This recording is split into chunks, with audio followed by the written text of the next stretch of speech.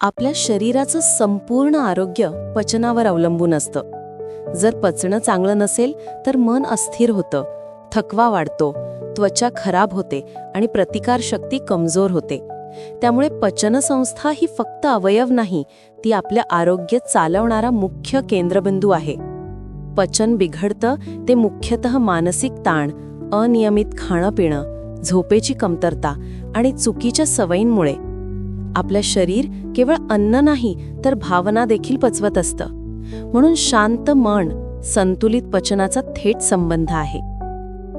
जेव्हा पचन व्यवस्थित असतं तेव्हा शरीराला आवश्यक पोषण सहज मिळतं, ऊर्जा वाढते, मन हलकं होतं, झोप चांगली लागते आणि रोगप्रतिकारक शक्ती मजबूत राहते. पोट नीट असेल तर संपूर्ण शरीर हलकं वाटतं.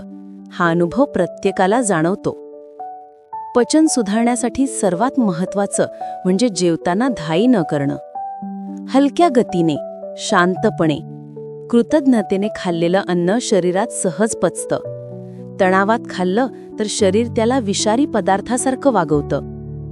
भरपूर पाणी, ताजी फळं, हिरव्या भाज्या, नैसर्गिक पदार्थ आणि योग्य व्यायाम ही यंत्रणा चांगल्या प्रकारे चालू ठेवतात.